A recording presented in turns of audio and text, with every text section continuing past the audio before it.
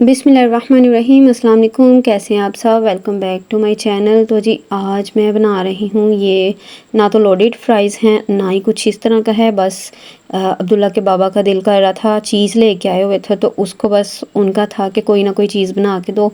तो मुझे कुछ समझ नहीं आया, तो मैंने ये नगेट्स फ्राई किए और ये फ्राइज़ मैंने बनाई और उसके साथ मैंने ये रेसिपी बनाई। आप आगे वीडियो में देखें।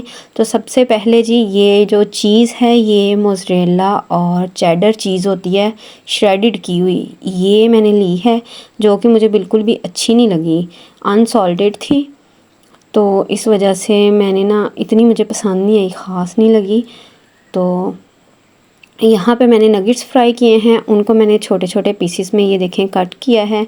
इनको छोटे छोटे पीसेस में कट करके मैंने ना बस अपना ही दिमाग चलाया और मैंने सोचा कि अब यही शॉर्ट टाइम में बना सकती हूँ, इसके अलावा तो और कुछ है नहीं घर पे।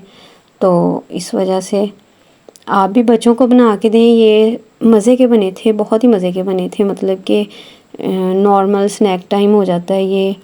अच्छा जी, सबसे पहले सिंपल प्लेट ली है, उसके ऊपर मैंने फ़्राइज़ फ्राई की हैं, वो रखी हैं। उसके बाद नगेट्स फ्राई किए, उनको मैंने थोड़ा थोड़ा नॉर्मल साइज़ में कट कर लिया, वो रखा है।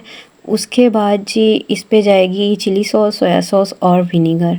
ये मैंने 1 टेबलस्पून मिक्स करके इस पे डाला है, क्योंकि मेरे पास इस टाइम कोई केचप भी नहीं थी। तो इस वजह से केचप बच्चों वाले घर में बचती नहीं है, क्योंकि बच्चे वैसे ही खाली खा लेते हैं।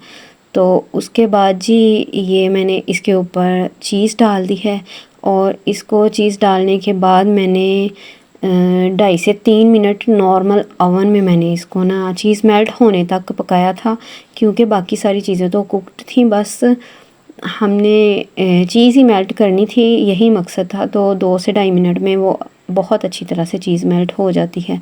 चीज़ डालने के बाद उसके बाद मैंने ऊपर डाला है थोड़ा सा ऑरिगेनो। उसके बाद मैंने इसके ऊपर थोड़ा सा सॉल्ट और थोड़ी सी मैंने ना चिली फ्लेक्स डाली हैं, ताकि इसका कोई बहुत ही प्यारा सा टेस्ट निकल के आए।